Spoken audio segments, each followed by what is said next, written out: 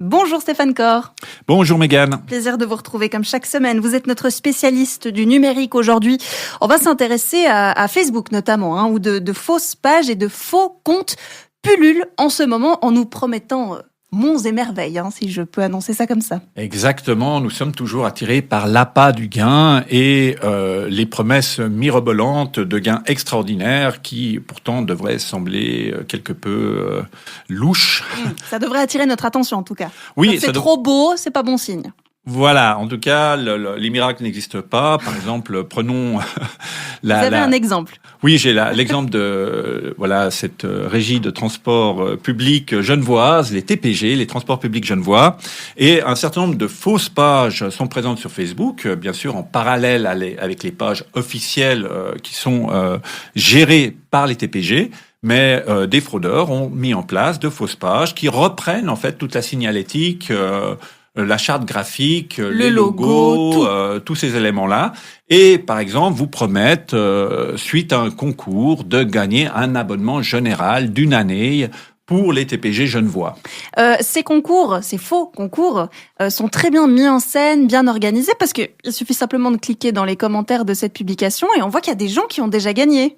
Exactement, un certain nombre de gens, donc c'est la validation sociale, disent « Ah, merci, j'ai eu cet abonnement, c'est génial », mais le problème c'est que si on va un peu plus loin et on clique sur les comptes de ces personnes qui disent avoir gagné, c'est faux aussi.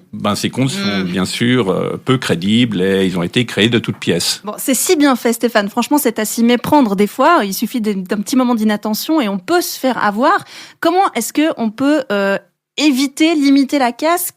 Où est-ce qu'on peut trouver l'info que ce n'est pas la bonne page des TPG? Alors déjà, il y a les premiers réflexes qui sont pas toujours faciles à avoir, mais c'est de prendre un peu de distance avec nos émotions. De nouveau, la promesse est trop belle.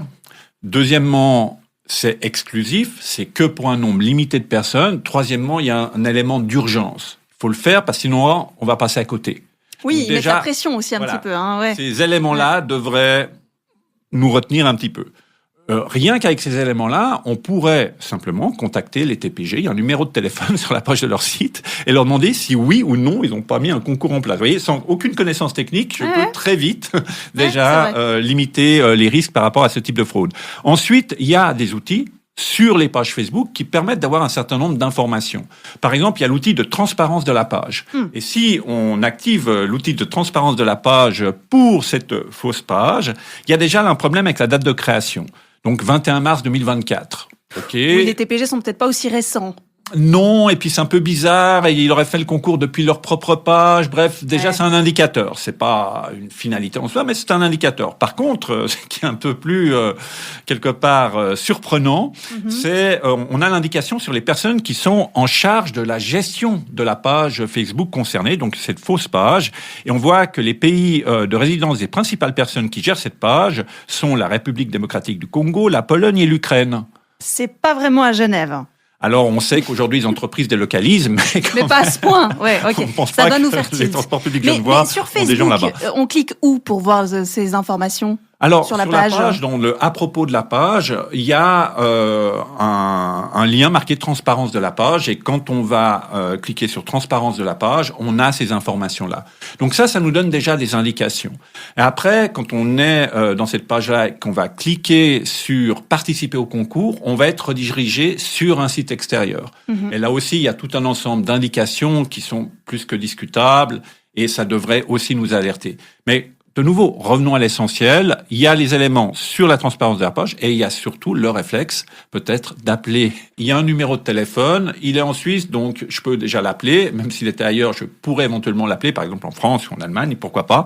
Mais voilà, faire preuve d'un tout petit peu de vigilance. Et puis, l'entité en question, le prestataire en question, il va bien sûr dire si oui ou non ce concours a été mis en place. Et puis au pire, dans le cas des TPG, on reste piéton. Ça va aussi très bien. Ça fait pas de mal, un peu de sport. Oui, on peut aussi. Et puis, si on sait que si on est jeune et on a moins de 25 ans, on va avoir un abonnement gratuit dès 2025. Il suffit de se renseigner un petit peu. Faudra on finit toujours au site officiel, finalement. Voilà. Stéphane Cor, à la semaine prochaine. Merci. Merci.